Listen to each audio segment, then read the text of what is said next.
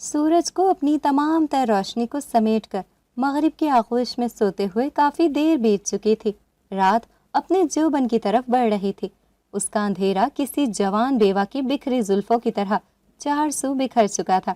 باہر خاموشی اور سناٹا تھا، بس دور کہیں سے رہ رہ کر کتوں کے بھونکنے کی آوازیں سنائی دیتی تھیں، یا پھر جھینگروں کی تیز آواز زندگی کے موجود ہونے کا احساس دلاتی تھی۔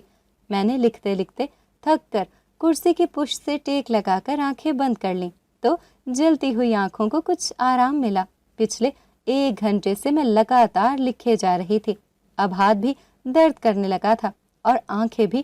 ویسے بھی میں جس عمر میں تھی وہاں پر ذرا سی تھکن بھی بہت زیادہ محسوس ہوتی ہے۔ میں نے بیڈ کی سائڈ ٹیبل پر پڑا دودھ کا گلاس اٹھا کر پیا، پھر چلتی ہوئی راکنگ چیئر پر آ گئی۔ ریموٹ اٹھا کر پرانی غزلوں کا ریکارڈ پلے کر کے میں راکنگ چیئر پر دھیرے دھیرے جھولنے لگی۔ عرصہ ہوا تھا، نیند کسی الڑ محبوبہ کی طرح روٹ گئی تھی۔ اسی طرح منتیں ترلے کر کر کے بہلا پھسلا کر ہی اسے بلانا پڑتا تھا۔ میں نیند کی گولیاں نہیں کھاتی تھی کیونکہ ان کے اثر سے نیند تو آ جاتی تھی، مگر جاگنے کے بعد سر کسی پھوڑے کی طرح دکھتا تھا۔ اس لیے یا تو میری ساری رات جاگتے ہی گزر جاتی یا قسطوں میں نیند پوری کر لیتی تھی۔ اس وقت بھی غزلیں سنتے سنتے پلکوں کے پپوٹے بھاری ہونے لگے، آنکھوں میں نیند اترنے لگی تو میں نے بھی خود کو سکون کی وادی میں اترتا محسوس کیا۔ آنکھوں میں نیند اترنے لگی تو میں نے بھی خود کو سکون کی وادی میں اترتا محسوس کیا۔ شاید میں تھوڑی دیر سو ہی جاتی، لیکن اچانک ہی کوئی آواز سنائی دی۔ میں نے جلدی سے آنکھیں کھول دیں، ابھی سمجھنے کی کوشش کر رہی تھی کہ کس چیز کی آواز ہے کہ ایک بار پھر وہی آواز سنائی دی۔ ایسا لگ رہا تھا جیسے کوئی کتا یا بلی اپنے تیز پنجوں سے کھڑکی کے شیشے کو کھرچ رہا ہے۔ میں چونک کر اٹھ بیٹھی۔ ممکن تھا کہ کوئی کتا یا بلا بھونکا ہو اور کھانے کی تلاش میں ادھر ادھر گھومتے ہوئے یہاں پہنچ گیا اور اب اندر آنے کی کوشش کر رہا ہے۔ میری جگہ کوئی عام عورت ہوتی تو وہ یہی سوچ سکتی تھی، لیکن میرا معاملہ مختلف تھا۔ پچھلے کچھ عرصے سے جو کچھ ہو رہا تھا اور جیسے حالات تھے، انہوں نے مجھے مجبور کر دیا تھا کہ میں ہر آواز کو خطرہ سمجھوں۔ اس لیے اس وقت بھی میں نے احتیاط سے اپنے دائیں ہاتھ سے بائیں بازو میں بندھے ہوئے چرمی تسمے میں پھنسا چاقو پکڑا اور آہستہ اور چوکنے انداز میں کھڑی ہو گئی۔ میرے اٹھنے کے ساتھ ہی وہ آواز مزید تیز ہو گئی تھی۔ میں دھیرے دھیرے کھڑکی کی طرف بڑھی تو اچانک ہی خاموشی چھا گئی، لیکن مجھے یہ خاموشی کسی طوفان کا پیش خیمہ محسوس ہو رہی تھی۔ کھڑکی کے قریب جا کر میں نے اس کے شیشے سے منہ لگا کر دیکھا۔ اچانک ہی ایک عجیب سی آواز سنائی دی اور ایک دم سے کسی کا خون آلود ہاتھ شیشے کے پار نمودار ہوا۔ میں گھبرا کر حواس باختہ سی پیچھے ہٹی اور ایک کرسی سے ٹکرا کر زمین پر گر گئی۔ اس کے بعد دوبارہ خاموشی چھا گئی۔ اچانک ہی کمرے کی لائٹس جلنے بجھنے لگیں۔ اس کے ساتھ ہی کمرے میں موجود ہر چیز ادھر ادھر ہلنے لگی۔ میں خوف زدہ نظروں سے ادھر ادھر دیکھنے لگی۔ میں نے چاقو کو مضبوطی سے تھام لیا اور کسی بھی خطرناک صورتحال کا مقابلہ کرنے کے لیے تیار ہو گئی۔ کچھ دیر تک یہی سب ہوتا رہا، پھر وہی مانوس سی سرگوشی سنائی دی۔ بس کچھ الفاظ تھے جو بار بار دہرائے جاتے تھے اور میرا خون خشک ہو جاتا۔ میں نے وہی کیا جو ایسے حالات میں کرتی تھی۔ رفتہ رفتہ سرگوشی معدوم ہو گئی اور چیزیں ہلنا بھی بند ہو گئیں۔ تھوڑی دیر بعد ہی ایسی خاموشی چھا گئی جیسے کچھ بھی نہ ہوا ہو۔ میں نے سکون کی سانس لے کر کھڑکی کا پردہ برابر کیا، کچھ آیات پڑھ کر خود پر اور گھر پر اور برابر والے کمرے پر پھونکی اور پھر سونے کے لیے لیٹ گئی۔ چھت کو تکتے ہوئے مجھے گزرے دن یوں ہی یاد آتے گئے جیسے کسی ٹوٹی تصویر سے ایک ایک کر کے دانے گر رہے ہوں۔ میرا نام شہناز ہے۔ میرے شوہر جمیل الدین صدیقی ایک چھوٹے سے جاگیردار تھے۔ میں اور جمیل کلاس فیلوز تھے۔ کالج میں ایک ہی کلاس میں بیٹھے ہوئے کئی بار میں نے چوری چوری جمیل کو اپنی طرف دیکھتے پایا تھا۔ جیسے ہی میں اس کی طرف دیکھتی وہ فوراً ہی اپنی نظریں پھیر لیتا۔ جمیل ایک کم گو اور خود میں ہی گم اور مگن رہنے والے آدمی تھے۔ کالج میں بھی ان کی دوستی بلکہ رسمی شناسائی بس گنتی کے چند ایک لڑکوں سے تھی۔ میں خود بھی ایسی ہی تھی۔ اسکول سے کالج تک میری صرف ایک ہی سہیلی رشنا تھی۔ رشنا بھی میرے ہی ساتھ کالج میں پڑھتی تھی۔ وہ ہر کسی سے گھلنے ملنے والی لڑکی تھی اور اس نے کالج میں کئی لڑکے لڑکیوں سے دوستی کر لی تھی۔ وقت گزرنے کے ساتھ ساتھ میں جمیل کی شخصیت کے سحر میں گرفتار ہوتی گئی۔ وہ میرے خیالوں میں پھر خوابوں میں آنے لگا۔ محبت نے اپنا جال پھینکا تو میں مکمل طور پر بے بس ہو کر رہ گئی۔ ایک مسلسل اضطراب اور بے چینی نے میرا آرام و سکون چھین لیا۔ میری یہ کیفیت میری رازدار سہیلی سے چھپی نہ رہ سکی، اور ایک دن اس کے بے حد اصرار پر میں نے اس کو اپنا سارا حال دل کہہ سنایا۔ میری محبت کا قصہ سن کر وہ چند لمحے تک تو حیران سی رہ گئی، پھر 2-4 رسمی جملے کہہ کر اٹھ گئی۔ اگلے دن جب میں آئی تو وہ مجھے لے کر کالج کی عقبی سمت میں آ گئی۔ یہاں نسبتاً خاموشی تھی، مجھے وہیں رکنے کا کہہ کر وہ ایک طرف چلی گئی۔ تھوڑی دیر بعد جب وہ واپس آئی تو اس کے ساتھ جمیل بھی تھا۔ میں گھبرا کر کھڑی ہو گئی۔ رشنا کے ہونٹوں پر ایک شرارتی سی مسکراہٹ تھی۔ مجھے پریشان دیکھ کر وہ مسکراتے ہوئے بولی، بھائی تم لوگ تو بس ایک دوسرے کو ساری زندگی دور دور سے ہی دیکھتے گزار دیتے، اسی لیے میں نے جمیل صاحب کو سب کچھ بتا دیا تاکہ یہ فاصلہ کم ہو جائے اور 2 دل مل کر دھڑکنے لگے۔ اس کی اس بات پر میں بے حد خجل ہو گئی۔ جمیل بھی کچھ جھیپے سے نظر آنے لگے۔ رشنا چلی گئی تو ہم نے جھجکتے ہوئے ایک دوسرے سے گفتگو شروع کی۔ ہم دونوں کو ہی ایک دوسرے کا حال دل پتہ تھا، اس لیے رفتہ رفتہ ہماری جھجک ختم ہو گئی اور ہم تیزی سے ایک دوسرے کے قریب آنے لگے۔ کالج کی تعلیم کا سلسلہ ختم ہوا تو جمیل نے اپنے ماں باپ کو میرے رشتے کے لیے بھیجا۔ اس کے والدین اس رشتے سے کچھ خوش نہیں تھے، لیکن بیٹے کی خوشی کے لیے شادی پر راضی ہو گئے تھے۔ شادی کے بعد ان کی خدمت کر کے میں نے ان کے دل میں بھی جگہ بنا لی تھی۔ زندگی میں سب کچھ اچھا چل رہا تھا، ماہوں سال گزرتے گئے۔ دیکھتے ہی دیکھتے ہماری شادی کو 10 سال کا عرصہ گزر گیا، لیکن ایک کمی مسلسل چپتی رہتی تھی۔ اتنے سال گزرنے پر بھی میری گود سونی ہی رہی، ہم بے اولاد ہی رہے۔ جمیل کے اور میرے ماں باپ ہمارے بچوں کی راہ دیکھتے دیکھتے منو مٹی تلے سو چکے تھے۔ میں اور جمیل ہر قابل ڈاکٹر کے پاس علاج کے لیے گئے تھے، مگر سب بے سود۔ ہم دونوں کی ہی رپورٹس بالکل کلیئر ہوتی تھیں، لیکن ہم اولاد کے لیے ترستے ہی رہے۔ میں نے دل پر پتھر رکھ کر جمیل کو دوسری شادی کا مشورہ بھی دیا، مگر اس نے منع کر دیا۔ وہ مجھ سے بہت محبت کرتے تھے، اس لیے مجھ پر سوتن نہیں لانا چاہتے تھے۔ جمیل کا تعلق تو ایک گاؤں سے تھا، لیکن شادی کے بعد ہم لوگ شہر میں ہی رہتے تھے۔ البتہ کبھی کبھی زمینوں کی خیر خبر لینے کے لیے جمیل اور اس کے ساتھ میں چلی جاتی تھی۔ شہر کی گھٹن بھری زندگی سے گاؤں کی آزاد اور صاف فضا میں گزارے ہوئے چند دن مجھے بہت اچھے لگتے تھے۔ اس دن بھی ہم اپنے گاؤں کی طرف روانہ ہو گئے تھے۔ گھر سے نکلتے نکلتے دیر ہو گئی تھی، اس لیے اب رات کا اندھیرا 4 سو چھا چکا تھا۔ گاڑی کی ہیڈ لائٹس کی روشنی میں سڑک بالکل ویران اور سنسان نظر آ رہی تھی۔ شاید اس راستے پر سے زیادہ لوگوں کا گزر نہیں تھا۔ اس راستے پر ایک منہدم گھر کا کھنڈر تھا جو نہ جانے کب سے تھا۔ بس اس کی سڑک کے طرف والے ایک کمرے کی 2 آدھی دیواریں ہی سلامت نظر آ رہی تھیں، باقی سارا مکان ایک بہت بڑے مٹی کے ڈھیر میں بدل چکا تھا۔ یہاں سے پہلے بھی ہم لوگ کئی بار دن اور رات میں گزرے تھے، لیکن اس دن جیسے جیسے وہ کھنڈر قریب آتا گیا میرے دل پر ایک انجانا سا خوف اور وحشت چھانے لگی۔ لیکن میں نے اپنی کیفیت کو جمیل پر ظاہر نہیں کیا، ورنہ وہ پریشان ہو جاتے۔ خیر کھنڈر قریب آتا گیا اور جب گاڑی کی ہیڈ لائٹس کی روشنی اس پر پڑنے لگی تو سامنے جو منظر نظر آیا اس نے بے اختیار جمیل کو بریک لگانے پر مجبور کر دیا۔ میں نے بھی غیر ارادی طور پر سامنے دیکھا اور گویا میرا دل اچھل کر حلق میں آ گیا۔ کھنڈر کی ایک دیوار سے ایک عورت ٹیک لگائے پڑی تھی۔ اس کے بال بکھرے ہوئے اور مٹی آلود تھے، زیریں جسم عریاں تھا اور ٹانگوں پر خون نظر آ رہا تھا۔ اس کا چہرہ درد اور تکلیف سے بگڑا ہوا تھا اور آنکھیں پھٹی پھٹی سی تھیں اور اس کے منہ سے کرب زدہ کراہیں نکل رہی تھیں۔ اس ویرانے میں اس پرانے کھنڈر کے قریب رات 10 بجے ایک عورت کا اس عجیب و غریب حالت میں ملنا، یہ سب ایک سانس روک دینے والے تاثر کو پیدا کر رہا تھا۔ مجھے تو ڈر لگ رہا تھا، مگر جمیل دروازہ کھول کر باہر نکل گئے تو مجبوراً مجھے بھی نکلنا پڑا۔ اس کی برہنگی کا خیال آتے ہی میں نے جلدی سے وہ چادر جو میں نے لپیٹی ہوئی تھی اتار کر اس کے اوپر ڈال دی۔ قریب آ کر مجھے اندازہ ہوا کہ اس کے بچہ ہونے والا ہے اور وہ درد ذہ میں مبتلا ہے۔ مجھے قریب آتے دیکھ کر اس نے بھیگی ہوئی آنکھوں سے مجھے دیکھتے ہوئے کہا، میری مدد کرو، میرے بچے کو بچا لو۔ مجھے اس پر ترس آ گیا۔ میں نے اس کے قریب بیٹھ کر اس کے سر پر ہاتھ رکھتے ہوئے کہا، تم فکر مت کرو، ہم تمہیں بھی بچا لیں گے اور تمہارے بچے کو بھی۔ میں نے جمیل کو بلایا اور ان کی مدد سے اسے گاڑی میں منتقل کر لیا۔ ہمارا گاؤں والا گھر زیادہ دور نہیں تھا، اس لیے ہم 10-15 منٹ میں گھر پہنچ گئے۔ وہاں پہنچتے ہی میں نے فوراً ملازمہ کی مدد سے اسے بیڈ روم میں منتقل کیا اور ڈیلیوری کے لیے تیاریاں کرنے لگی۔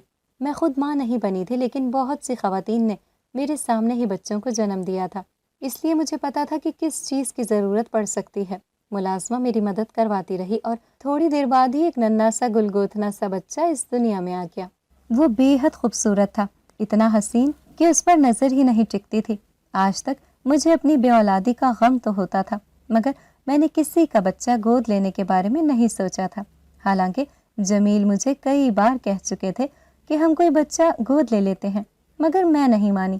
لیکن آج اس بچے کو دیکھ کر میرے دل کو نہ جانے ایسا کہ گھڑی کے چوتھائی حصے میں نے اسے اپنانے کا فیصلہ کر لیا۔ میں نے اس عورت کو دیکھا، بچے کو جنم دینے کے بعد حیرت انگیز طور پر اس کی طبیعت تیزی سے سنبھل رہی تھی۔ ملازمہ نے گیلے کپڑے کی مدد سے اس کا چہرہ اور جسم صاف کیا تو میں اسے دیکھتی ہی رہ گئی۔ وہ بہت ہی خوبصورت لڑکی تھی، عمر بھی 24-25 سال کے آس پاس ہوگی۔ میں نے بچے کو اس کی گود میں رکھا تو وہ کچھ دیر تک تو اسے دیکھتی رہی، پھر اس کی آنکھوں میں آنسو آ گئے۔ وہ اسے گود میں لے کر پیار کرنے لگی۔ ملازمہ کو باہر بھیجنے کے بعد میں نے اس سے پوچھا، تم کون ہو اور رات کے اس پہر ایسی حالت میں اس کھنڈر کے باہر کیا کر رہی تھی؟ اس کے ہونٹوں پر ایک عجیب سی مسکراہٹ آئی اور اس نے ناقابل فہم لہجے میں کہا، بعض باتیں ہر کسی کو بتانے کے لیے نہیں ہوتی، لیکن بس اتنا جان لیں کہ میں ایک مصیبت کی ماری ہوں اور اپنے بچے کی حفاظت کرنے کی کوشش کر رہی تھی۔ میں نے کہا، کیا تمہیں کسی سے کوئی خطرہ ہے؟ دیکھو، اگر تم ڈر کی وجہ سے بتانا نہیں چاہ رہی ہو تو پریشان مت ہو۔ میرے شوہر اس علاقے میں بہت اثر و رسوخ رکھتے ہیں، وہ تمہاری ہر ممکن مدد کریں گے۔ وہ عجیب سے انداز میں ہنس کر بولی، تمہارا شوہر جتنا بھی اثر و رسوخ کا مالک ہو، وہ میری کوئی مدد نہیں کر سکتا۔ ہاں، البتہ تم نے میری مدد کی، اس کے لیے میں تمہاری شکر گزار ہوں، اور تمہیں جو کچھ چاہیے وہ مانگ لو، دے سکی تو دے دوں گی، اندھا کیا چاہے دو آنکھیں۔ کہ مذاق میں نے فوراً ہی اپنے دل کی بات کہہ دی، مجھے تمہارا بیٹا چاہیے، دے سکتی ہو؟ اس نے حیرت سے مجھے دیکھا تو میں نے کہا، دیکھو مجھے غلط مت سمجھنا، میری شادی کو 10 سال سے زیادہ عرصہ ہو چکا ہے، مگر ابھی تک میں بے اولاد ہوں، اس لیے میں تمہارا بچہ گود لینا چاہتی ہوں۔ میں اسے دنیا کی ہر وہ چیز دوں گی جو یہ مانگے گا، اس کو شہزادوں کی طرح پالوں گی اور اسے کوئی کمی نہیں ہونے دوں گی۔ اگر تم چاہو تو تم بھی اس حویلی میں رہ سکتی ہو اور اس کا باپ بھی، تمہیں جتنے پیسے چاہیے میں دینے کے لیے تیار ہوں، بس یہ بچہ مجھے دے دو۔ اس نے گہری نظروں سے مجھے دیکھ کر کہا، کیا تم میرے بچے کو اپنے بچے جیسا پیار دو گی؟ میں نے جلدی سے اس بات میں سر ہلاتے ہوئے کہا، ہاں ہاں، تم فکر مت کرو، میں اسے بہت پیار سے رکھوں گی۔ وہ چند لمحے تک اپنے بچے کو دیکھتی رہی، پھر اس نے کہا، اسے آج رات میرے پاس رہنے دو، کل سے یہ تمہارے حوالے ہوگا۔ میں نے اس بات میں سر ہلاتے ہوئے کہا، ٹھیک ہے، جیسے تم چاہو، اور میں ملازمہ کو یہاں چھوڑے جا رہی ہوں، تمہیں جو بھی چاہیے اسے کہہ دینا۔ اگر تم خود رہنا چاہو یا اپنے شوہر کو بلانا چاہو تو اسے بھی بلا سکتی ہو۔ اس کی آنکھوں میں آنسو آ گئے۔ اس نے کسی خیال کے تحت چند پل گمسم رہنے کے بعد نفی میں سر ہلاتے ہوئے کہا، نہیں، اس کا باپ مر چکا ہے اور میں یہاں رہ کر اسے اور آپ سب کو خطرے میں نہیں ڈال سکتی، اس لیے میں یہاں نہیں رہ سکتی۔ مجھے دکھ ہوا، ایسی بھری جوانی میں وہ بیوہ ہو گئی تھی۔ میں نے ہمدردی سے کہا، تو پھر اس اتنی بڑی دنیا میں تم اکیلی کہاں جاؤ گی؟ تمہارا شوہر بھی مر چکا ہے، بہتر ہوگا کہ تم یہاں پر ہی رہ جاؤ۔ وہ خاموشی سے اپنے بیٹے کو دیکھتی رہی تو میں چپ چاپ باہر نکل آئی۔ جمیل کمرے میں کسی کتاب میں کھوئے ہوئے تھے۔ مجھے آتے ہوئے دیکھ کر انہوں نے سوالیہ نظروں سے مجھے دیکھا تو میں نے سب کچھ انہیں کہہ سنایا۔ وہ افسوس کرتے رہے، پھر بولے، دیکھو شہناز، مجھے اس بات پر تو کوئی اعتراض نہیں ہے کہ ہم اس کے بچے کو گود لے لیں، لیکن کیا یہ مناسب ہوگا؟ میرا مطلب ہے کہ اس کا شوہر بھی مر چکا ہے، تو کیا ہم اس سے اس کا اکلوتا بچہ لے کر کوئی زیادتی تو نہیں کر رہے؟ میں نے کہا، ہم اس سے اس کا بچہ چھین تو نہیں رہے، وہ خود اسے یہاں چھوڑ کر جانا چاہتی ہے، میں تو اسے یہیں رہنے کے لیے کہہ بھی چکی ہوں، مگر وہ جانے پر اصرار کر رہی ہے۔ جمیل نے کچھ سوچ کر اس بات میں سر ہلا کر کہا، ٹھیک ہے، پھر اسے اتنا کچھ دے دو کہ اسے کسی محتاجی کا سامنا نہ کرنا پڑے۔ میں نے اس بات میں سر ہلایا تو انہوں نے اپنے سیف کو کھول کر اس میں سے چند بڑے نوٹوں کی گڈیاں نکال کر ایک طرف رکھی اور پھر وہ چھوٹی سی صندوقچی کھول لی جس میں ان کے خاندانی زیورات موجود تھے۔ انہوں نے اس میں سے ایک بڑا ہیرا نکالا، پھر وہ نوٹوں کی گڈیاں اور وہ ہیرا ایک چھوٹے سے بیگ میں ڈال کر دیتے ہوئے کہا، یہ لے جا کر اسے دے دو اور کہنا کہ زندگی میں اگر پھر کبھی بھی اسے کسی چیز کی ضرورت پڑے تو بے جھجک مانگ سکتی ہے۔ میں نے بیگ پکڑ لیا اور اپنی خاص ملازمہ صدوری کے ہاتھ اس کو بھیج دیا۔ تھوڑی دیر بعد وہ واپس آئی تو کچھ پریشان سی لگ رہی تھی۔ اس نے آ کر کہا، بی بی جی، اس نے تو بیگ کو آنکھ اٹھا کر بھی نہیں دیکھا، بس کہہ رہی ہے کہ مجھے گوشت لا کر دو۔ بیگ میں نے اس کے سرہانے رکھ دیا ہے، پر بی بی جی مجھے وہ عورت تو بڑی عجیب سی لگ رہی ہے۔ میں نے صدوری کی باتوں پر دھیان نہیں دیا اور تھال بھر بھنا ہوا گوشت اسے بھجوا دیا۔ حالانکہ یہ بہت زیادہ تھا، مگر جانے کیوں میں نے اتنا ہی بھیجا تھا۔ میں بستر پر لیٹ گئی اور تھکن اور نیند کا غلبہ ہوا تو تھوڑی دیر بعد ہی خوابوں کی وادیوں میں اتر گئی۔ صبح آنکھ کھلی تو سورج سر پر آ چکا تھا۔ میرے بیڈ کے برابر صدوری پریشان سی کھڑی تھی۔ میں نے اٹھتے ہوئے کہا، کیا بات ہے صدوری، سب خیریت؟ تم اتنی پریشان کیوں ہو؟ صدوری نے گھبرا کر کہا، بی بی جی غضب ہو گیا، وہ عورت کہیں غائب ہو گئی۔ میں نے جلدی سے اٹھتے ہوئے کہا، ہاں اسے تو آج چلے ہی جانا تھا نا، اس میں اتنا گھبرانے والی کیا بات ہے؟ صدوری نے کہا، بی بی جی وہ پراسرار انداز میں غائب ہوئی ہے، اور پھر رات کو دھیرا نے جو کچھ دیکھا، قسم سے بی بی جی وہ انسان نہیں تھی۔ دھیرا اسی ملازمہ کا نام تھا جسے میں نے اس عورت کی خدمت پر مامور کیا تھا۔ میں نے نہ سمجھ میں آنے والے انداز میں کہا، کیا دیکھ لیا دھیرا نے؟ اور بچہ کیا وہ اسے بھی لے گئی؟ اس نے نفی میں سر ہلاتے ہوئے دھیرا کو آواز دی تو وہ لرزتی کانپتی اندر آ گئی۔ اس نے جو بتایا اس نے تو میرے بھی ہوش اڑا دیے۔ دھیرا نے بتایا، بی بی جی جب آپ نے گوشت کا تھال بھجوایا تو اس نے کہا کہ میں اکیلے میں کھانا کھاتی ہوں، اس لیے تم باہر چلی جاؤ، تو میں باہر آ گئی۔ تھوڑی دیر بعد اس نے بلایا تو گوشت کا پورا تھال اس نے کھا لیا تھا اور مجھے کہہ رہی تھی کہ اور گوشت لے کے آؤ۔ میں نے کہا، جی کچا گوشت ہی ہے، بھنا ہوا تو اب صبح ہی ملے گا۔ تو اس نے کہا کہ وہی لے آؤ۔ میں نے کچے گوشت کا تھال اسے دیا تو اس نے پھر مجھے باہر جانے کو کہہ دیا۔ میں چلی تو آئی لیکن میرا تجسس عروج پر تھا، اس لیے کھڑکی سے جھانک کر دیکھنے لگی، اور پھر جو دیکھا اس نے تو میرے پیروں تلے سے زمین نکال دی۔ وہ اس کچے گوشت کو اپنے دانتوں سے ایسے بھنبھوڑ رہی تھی جیسے کوئی کتا یا بلی کھاتا ہے۔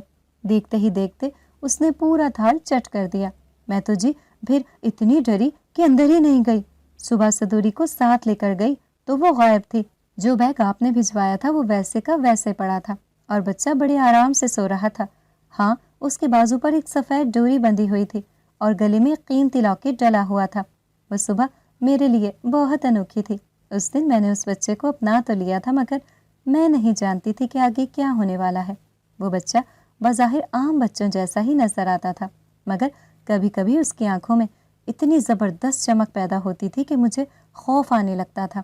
سب سے پہلے مشکل تو یہ پیش آئی کہ اس نے کسی کا بھی دودھ پینے سے انکار کر دیا۔ وہ بھوک سے روئے جاتا تھا مگر کسی کا بھی دودھ نہ پیتا۔ میں پریشان سی اسے گود میں لیے بیٹھی تھی کہ اس نے میرے سینے میں منہ مارنا شروع کر دیا تھا، اور تب جانے کیسے یہ معجزہ ہو گیا کہ میرا جسم اس کی خوراک پیدا کرنے لگا۔ میں اسے دودھ پلاتی، ملازماؤں کے ہونے کے باوجود اسے نہلاتی دھلاتی۔ چند دن میں ہی وہ مجھے اپنے بچے کی طرح عزیز ہو گیا۔ وہ بھی مجھ سے ایک پل کو بھی دور نہیں ہوتا تھا۔ جمیل بھی اسے سگے بیٹے کی طرح چاہنے لگے۔ ہم نے اس کا نام ایان رکھا تھا۔ وقت بڑی ہی تیزی سے گزرتا گیا اور دیکھتے ہی دیکھتے 17 سال گزر گئے۔ ان 17 سالوں میں مجھے اندازہ ہو گیا تھا کہ ایان کوئی عام بچہ نہیں، اس کے اندر بہت سی ایسی باتیں ہیں جو عام بچوں بلکہ انسانوں سے ہی جدا تھیں۔ وہ بہت ٹھنڈے مزاج کا تھا۔ اول تو اس سے غصہ آتا ہی نہیں تھا، لیکن اگر آتا تو اس قدر شدت سے آتا تھا کہ سب خوف سے کانپتے ہی رہ جاتے، کیونکہ وہ غصے میں جس چیز کی طرف نظر بھر کر دیکھ لیتا وہ چکنا چور ہو جاتی۔ اور ایک بار جب وہ 7 سال کا تھا تو میری غیر موجودگی میں صدوری نے اسے نہلانے کی کوشش کی تھی، مگر وہ میرے علاوہ کسی سے بھی نہیں نہاتا تھا، اس لیے اس نے منع کر دیا۔ صدوری نے جب زیادہ اصرار کیا تو اسے غصہ آ گیا اور اس نے اسے ہلکا سا دھکا دیا۔ اس معمولی سے دھکے کا نتیجہ یہ نکلا، صدوری تقریباً اڑتی ہوئی دیوار سے جا ٹکرائی، اس کا سر پھٹ گیا اور خون فوارے کی طرح بہنے لگا۔ خوش قسمتی سے جمیل گھر پر تھے، اس لیے وہ صدوری کو اسی وقت ہسپتال لے گئے، جہاں اس کے سر کے زخموں کو کئی ٹانکے لگا کر بند کیا گیا۔ اس دن کے بعد ساری ملازمائیں اس کے آس پاس جانے سے بھی ڈرتی تھیں۔ اس بات کے پیش نظر میں نے اس کی تربیت کچھ اس طرح کرنی شروع کی کہ وہ اپنے غصے پر قابو پا لے، اور میں اپنی اس کوشش میں کامیاب بھی ہو چکی تھی۔ اب وہ جوان ہو چکا تھا، کچھ اچھی خوراک، بہترین ماحول اور کچھ اس کی اپنی وجاہت نے اسے دراز قد اور خوب رو نوجوان کا روپ دے دیا تھا۔ میں اور جمیل تو اسے دیکھ دیکھ کر جیتے تھے۔ میں نے تو ابھی سے اس کے لیے کوئی اچھی لڑکی بھی تلاش کرنا شروع کر دی تھی، مگر ہمیں اندازہ ہی نہ تھا کہ ہمارے لیے کون سی قیامت تاک لگائے بیٹھی تھی۔ ایان کی 17ویں سالگرہ کے دن ہم لوگ بہت خوش تھے۔ ویسے تو اس کی تعلیم و تربیت کے لیے ہم شہر میں ہی رہتے تھے، لیکن اس بار اس نے اپنی سالگرہ گاؤں میں منانے کا ارادہ کیا، کیونکہ امتحانات سے فراغت کے بعد وہ ہم دونوں کے ساتھ کچھ اچھا وقت گزارنا چاہتا تھا۔ وہ اس بات سے لا علم تھا کہ وہ ہماری اپنی اولاد نہیں، نہ ہم نے بتایا تھا۔ تو شہر کی بھیڑ بھاڑ سے دور ہم لوگ اپنے گاؤں کی طرف روانہ ہو گئے۔ بارش کی وجہ سے راستہ خراب تھا، اس لیے جمیل نے ڈرائیور کو جیپ کو ایک اور راستے کی طرف موڑنے کا کہہ دیا، جو دوسرے گاؤں میرا نگر سے ہو کر گزرتا تھا۔ اس راستے کے اطراف میں جھاڑ جھنکاڑ کی بہتات تھی۔ اس میں سے بڑی مشکل سے ہماری جیپ جا رہی تھی کہ اچانک ہی جیپ کی ونڈ اسکرین سے کوئی چیز ٹکرائی۔ ڈرائیور نے فوراً ہی بریک لگا دی۔ میں نے گھبرا کر پوچھا کیا ہوا؟ ایان فرنٹ سیٹ پر بیٹھا ہوا تھا۔ اس نے غور سے سامنے دیکھتے ہوئے کہا، پتہ نہیں امی، کوئی پرندہ ہے جو گاڑی سے ٹکرایا ہے۔ یہ کہہ کر وہ باہر نکلا اور پرندے کو ہاتھ میں پکڑ کر دیکھنے لگا۔ وہ ایک مرا ہوا کوا تھا جس کی آنکھیں نکلی ہوئی تھیں۔ ڈرائیور اسے دیکھ کر خوف زدہ ہو کر بولا، صاحب جی، یہ کوئی اچھا شگون نہیں ہے، اس راستے پر جانا ٹھیک نہیں۔ ایان نے قہقہا مار کر کہا، کیا یار شگن بدشگونی کی باتیں لیے بیٹھے ہو؟ کچھ نہیں ہوتا، خواہ مخواہ ہی جان نکل رہی ہے تمہاری۔ چلو گاڑی میں بیٹھو۔ ڈرائیور مجبوراً گاڑی میں بیٹھ گیا۔ ایان چند لمحے تک متجسس انداز میں ادھر ادھر دیکھتا رہا۔ اسے ایسا لگ رہا تھا جیسے کوئی کہیں سے چھپ کر اسے دیکھ رہا ہو۔ اسے آس پاس کوئی بھی نظر نہ آیا تو وہ اسے اپنا وہم قرار دے کر گاڑی میں بیٹھ گیا۔ گاڑی جب گاؤں کے درمیان سے گزرنے لگی تو مسجد کے قریب ہم نے 3 جنازے رکھے دیکھے۔ جمیل نے گاڑی رکوا کر ایک آدمی سے پوچھا، بھائی یہاں کیا ہوا ہے؟ یہ 3 جنازے ایک ساتھ کیسے ہیں؟ اس نے آنسو پوچھتے ہوئے کہا، صاحب جی، یہ تو کوئی قہر ہے جو اس گاؤں پر ٹوٹ پڑا ہے۔ آپ کو تو یہ 3 جنازے ہی نظر آ رہے ہیں، ہم تو 9 لوگوں کو کندھا دے چکے ہیں۔ اب تو گاؤں میں موت کی حکمرانی قائم ہو گئی ہے۔ ایان نے پوچھا، کیوں بابا جی؟ آخر اتنی اموات کی وجہ کیا ہے؟ اس نے کہا، کیا بتائیں بیٹا، کچھ پتہ ہی نہیں چلتا۔ پچھلے 1 مہینے میں 9 لوگ مر چکے ہیں، جن میں سے صرف 2 بوڑھے تھے، باقی سب جوان اور ہنستے کھیلتے گئے ہیں۔ رات کو جانے کیوں گھروں سے باہر گئے اور صبح کھیتوں میں پڑے نظر آئے۔ نہ موت کی وجہ پتہ چلتی ہے، نہ مارنے والے کا پتہ ملتا ہے۔ جسم پر کوئی نشان بھی نہیں ہے، اور پہلے ایک موت ہوئی تھی، مگر آج تو 2 لڑکے اور 1 لڑکی چلے گئے۔ یہ کہہ کر وہ بوڑھا رونے لگا۔ یہ قصہ سن کر ہم سب بھی ڈر گئے تھے، سوائے ایان کے۔ وہ کچھ سوچتے ہوئے جنازوں کی طرف دیکھ رہا تھا۔ ڈرائیور نے ڈرے ہوئے لہجے میں کہا، صاحب جی، میں نے تو پہلے ہی کہا تھا کہ یہ بدشگونی ہونے والی ہے۔ اب تو یہ 3 جنازے بھی سامنے آ گئے ہیں۔ ایان نے اسے گھور کر دیکھا تو وہ چپ ہو گیا۔ ہم ان لوگوں کے لیے کچھ نہیں کر سکتے تھے، اس لیے جمیل نے سب کو گاڑی میں بیٹھنے کا اشارہ کیا۔ گاڑی میں بیٹھتے بیٹھتے اچانک ہی ایان چونک کر ایک سمت دیکھنے لگا۔ میں نے اس کی نظروں کا تعاقب کیا تو مجھے ایک لڑکی کے لباس کی جھلک نظر آئی، جو فوراً ہی ایک دیوار کی اوٹ میں غائب ہو گئی۔ اس کے چلے جانے کے باوجود ایان کی نگاہیں اسی جگہ کی جانب اٹھتی ہوئی تھیں، اور شاید وہ اس کے پیچھے ہی چلا جاتا اگر میں اسے آواز نہ دیتی۔ ایان بیٹا، آ جاؤ، ہمیں دیر ہو رہی ہے۔ اس نے چونک کر میری طرف دیکھا، پھر ایک نظر ادھر ڈال کر تھکے تھکے قدموں سے چلتا ہوا آ کر گاڑی میں بیٹھ گیا۔ اس کے چہرے سے صاف ظاہر تھا کہ وہ جانا نہیں چاہتا تھا۔ اس کے بیٹھتے ہی ڈرائیور نے گاڑی بھگا دی۔ حویلی پہنچ کر بھی ایان چپ چاپ نیچے اتر کر اپنے کمرے میں چلا گیا۔ اس کا یہ رویہ پریشان کن تھا، لیکن میں نے یہ سوچ کر اس سے کوئی بات نہ کی کہ ابھی شاید وہ کسی الجھن میں ہے، خود ہی ٹھیک ہو جائے گا۔ وہ دن گزر گیا۔ رات کو موسم خراب تھا، تیز آندھی کے چکر چل رہے تھے اور بارش ہو رہی تھی۔ جمیل سو چکے تھے اور میں بھی کروٹیں بدل بدل کر سونے کی کوشش کر رہی تھی۔ اچانک ہی بجلی زور سے چمکی، بادل گرجے اور میں نے محسوس کیا کہ کوئی زور سے چلایا تھا۔ میں نے باہر نکل کر دیکھنے کا سوچا، لیکن پھر کسل مندی کی وجہ سے بیٹھ پر پڑی رہی۔ پھر نہ جانے کب مجھے نیند آ گئی۔ اگلی صبح اٹھی تو مطلع صاف تھا، ناشتے کی میز پر ایان نہیں آیا تھا۔ میں نے ملازمہ کو بھیج کر پتہ کیا تو اس نے بتایا کہ وہ سو رہا ہے۔ ناشتے کے بعد میں اور جمیل اپنے اپنے معمول کے کاموں میں لگے رہے، یہاں تک کہ دوپہر ہو گئی۔ کھانا بننے سے کچھ دیر قبل ایان ہی جاگ گیا۔ تھوڑی دیر کے بعد کھانا بن گیا تو میں نے اسے بلوا لیا۔ ہم سب کھانا کھانے بیٹھ گئے۔ تبھی صدوری دوڑتی آئی۔ بی بی جی غضب ہو گیا۔ میں نے پریشان ہو کر پوچھا، کیا ہو گیا، اتنی بدحواس کیوں ہو؟ اس نے کہا، بی جی ابھی میں سالن کا ڈونگا اٹھا کر لا رہی تھی تو اس کی بات حلق میں ہی اٹک کر رہ گئی۔ ایان اسے بڑی عجیب سی نظروں سے دیکھ رہا تھا۔ اس کی آنکھیں گہری سرخ ہو رہی تھیں۔ صدوری کی زبان اس کے دیکھنے کے انداز سے رک گئی تھی۔ میں نے اسے اپنی طرف متوجہ کرتے ہوئے کہا، بتاؤ صدوری، کیا بات ہے؟ صدوری نے سہمے ہوئے لہجے میں کہا، بی جی میں سالن یہاں لا رہی تھی تو اچانک ہی ڈونگے کا ڈھکن اوپر اٹھا اور اس میں ایک کوا اڑتا ہوا غائب ہو گیا۔ اس کی آنکھیں نکلی ہوئی تھیں۔ بی جی وہ جانے کہاں سے اور کیسے اس ڈونگے میں آیا؟ سالن تو میں نے اپنے سامنے ہی ڈلوایا تھا اور تب تو اس میں ایسا کچھ بھی نہیں تھا۔ یہ بات ہی ایسی تھی کہ ہم سب کو سانپ سونگھ گیا۔ مجھے گاڑی سے ٹکرانے والا یاد آ گیا، اس کی بھی آنکھیں نکلی ہوئی تھیں۔ یہ بات بہت عجیب سی اور حیران کن تھی کہ ویسا ہی کوا سالن کے ڈونگے میں کہاں سے آ گیا۔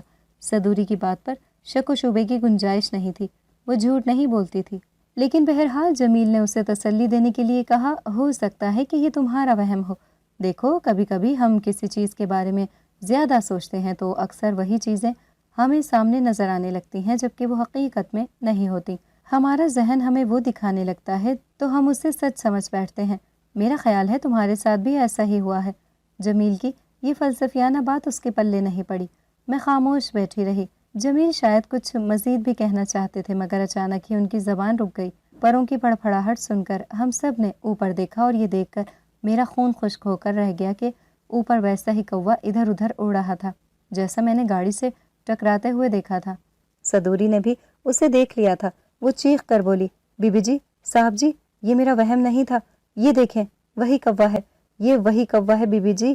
لیکن ہم دم بخود بیٹھے رہے کیونکہ ہال کی دیواروں نے گویا کووں کو اگلنا شروع کر دیا تھا۔ چاروں دیواروں سے ایک کے بعد ایک کوے نکلنا شروع ہوئے اور ان کی تعداد بڑھتی گئی۔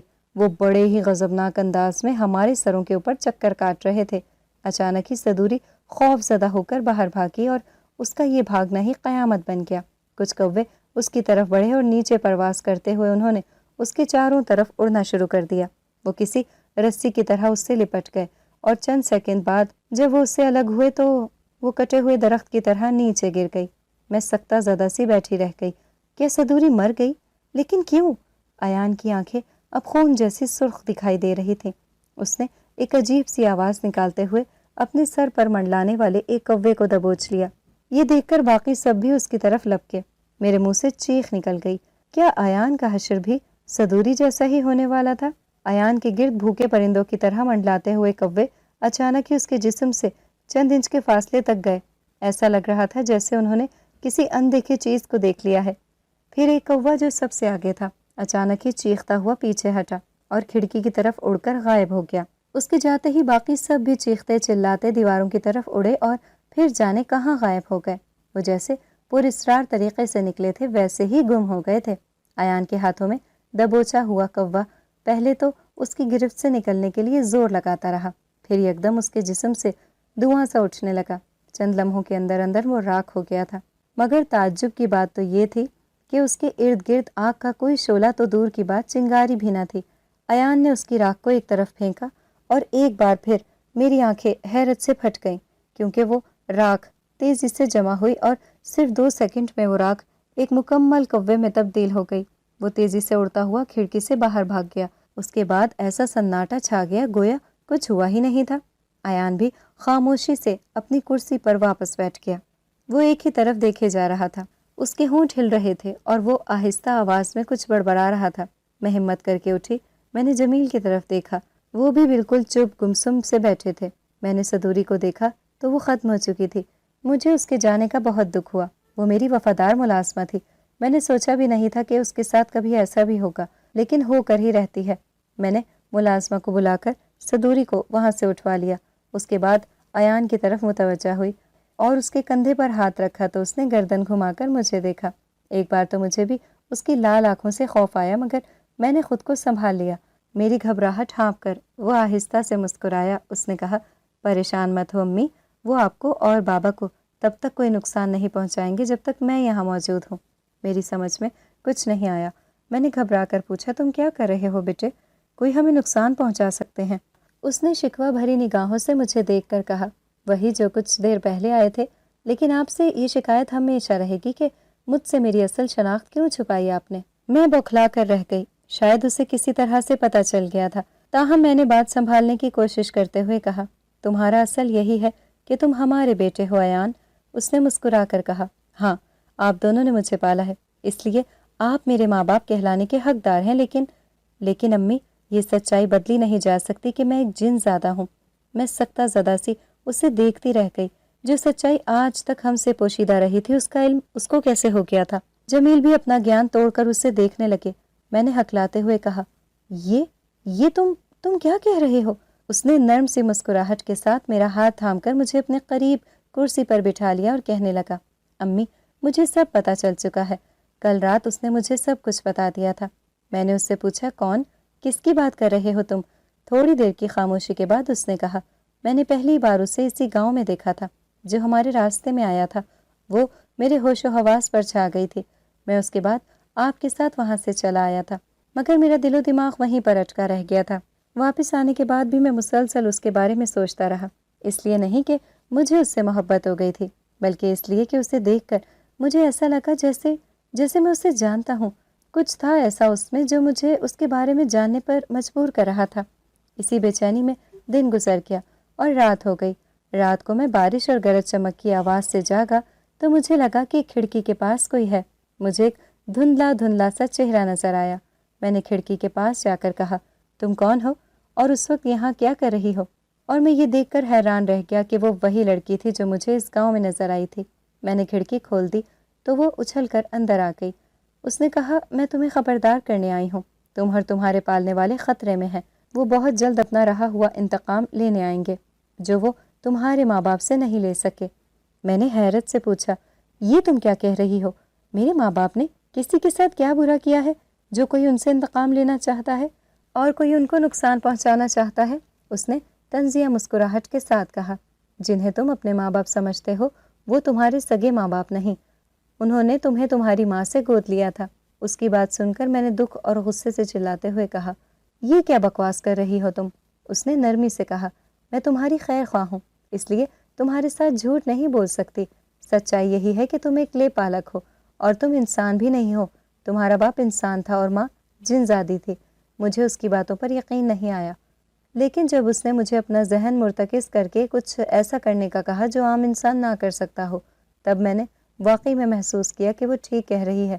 اس نے مجھے مزید بھی کچھ بتانا چاہا تھا، مگر پھر وہ اچانک ہی چلی گئی۔ اس نے جاتے جاتے کہا کہ وہ پھر آئے گی، لیکن اس کے آنے سے پہلے ہی وہ آ گئے، اور پھر جو کچھ ہوا وہ آپ کے سامنے ہے۔ میں نے جمیل کی طرف دیکھا۔ اچانک ہی مجھے کچھ غلط ہونے کا احساس ہوا۔ وہ غیر فطری انداز میں ایک طرف دیکھے جا رہے تھے۔ میں نے اٹھ کر انہیں ہلایا تو وہ اوندھے منہ ٹیبل پر گر گئے۔ جمیل چلے گئے تھے، ان کے دل کی دھڑکن رک گئی تھی۔ مجھ پر تو ایک قیامت سی بیت گئی۔ ایان بھی گمسم ہو کر رہ گیا۔ جمیل کو اسی گاؤں کی مٹی میں ان کے آبائی قبرستان میں سپرد خاک کر دیا گیا۔ وقت تیزی سے گزرنے لگا اور دیکھتے ہی دیکھتے مہینہ بھی گزر گیا۔ اس دوران میں اور ایان اس لڑکی کا انتظار کرتے رہے، مگر وہ جانے کہاں غائب ہو گئی تھی۔ ایان اسے ڈھونڈنے کے لیے جانا چاہتا تھا، مگر وہ میری منت سماجت پر رک گیا۔ میں جمیل کے بعد اب اپنے بیٹے کو بھی کھونا نہیں چاہتی تھی۔ اب میرے زندہ رہنے کی واحد وجہ وہی تو تھا۔ جمیل کے جانے کے بعد مجھے تنہائی کا احساس بہت شدت سے ستانے لگا۔ ایسے میں ان کی پسند کی غزلیں سنا کرتی تھی۔ اس وقت بھی غزلیں سنتے سنتے پلکوں کے پپوٹے بھاری ہونے لگے، آنکھوں میں نیند اترنے لگی۔ میں نے بھی خود کو سکون کی وادی میں اترتا محسوس کیا۔ شاید میں تھوڑی دیر میں ہی سو جاتی، لیکن اچانک ہی کوئی آواز سنائی دی۔ میں نے جلدی سے آنکھیں کھول دیں، ابھی سمجھنے کی کوشش کر رہی تھی کہ کس چیز کی آواز ہے کہ ایک بار پھر وہی آواز سنائی دی۔ ایسا لگ رہا تھا جیسے کوئی کتا یا بلی اپنی تیز پنجوں سے کھڑکی کے شیشے کو کھرچ رہا ہے۔ میں چونک کر اٹھ بیٹھی۔ ممکن تھا کہ کوئی کتا یا بلہ بھونکا ہو اور کھانے کی تلاش میں ادھر ادھر گھومتے ہوئے یہاں پہنچ گیا اور اب اندر آنے کی کوشش کر رہا ہے۔ میری جگہ کوئی عام عورت ہوتی تو وہ یہی سوچ سکتی تھی، لیکن میرا معاملہ مختلف تھا۔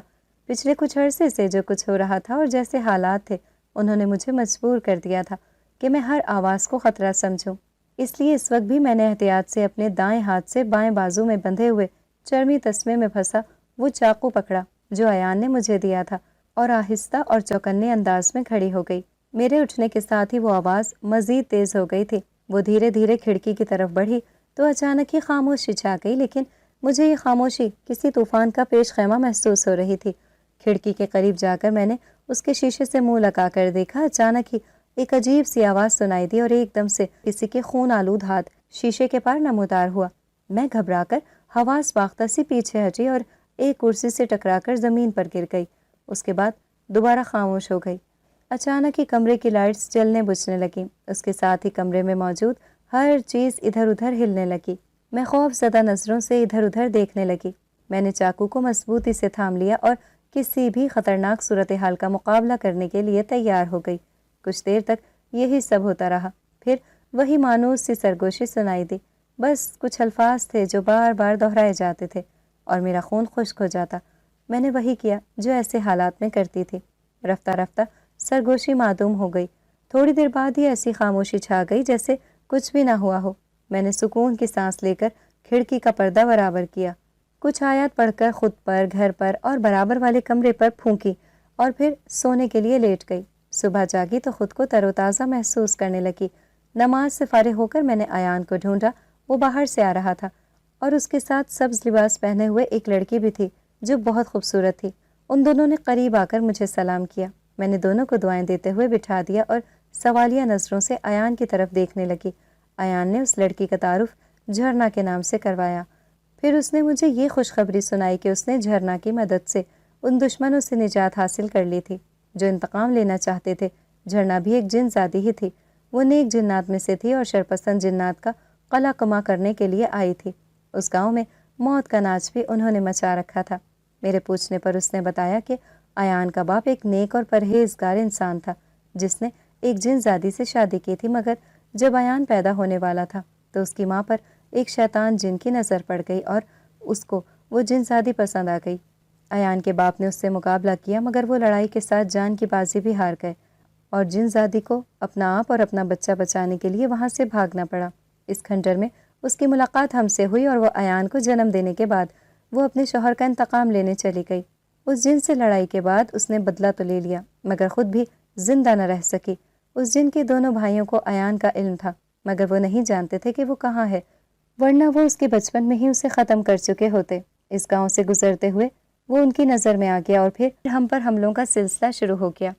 جھرنا بھی سردار جن کی بیٹی تھی اور ساری صورتحال سے واقف ہونے کے بعد اس نے سردار کو بتا دیا، اور گزشتہ رات جب وہ یہاں حملہ کرنے آئے تو سردار نے انہیں پکڑ کر زندان میں ڈال دیا اور یوں وہ دونوں شیطان کیفر کردار تک پہنچا دیے گئے۔ یہ سن کر میں نے سکون کا سانس لیا۔ ایان اور جھرنا کی ایک دوسرے کے لیے پسندیدگی دیکھ کر میں نے ان کی شادی کروا دی اور ہم لوگ مستقل طور پر اس حویلی میں رہنے لگے۔ لیکن اب بھی جب جمیل کی یاد آتی ہے تو میں سخت بے چین ہو جاتی ہوں، مگر مجھے یہ اطمینان ہے کہ میرا بیٹا اور بہو میرے ساتھ ہیں، میں اب اکیلی نہیں ہوں۔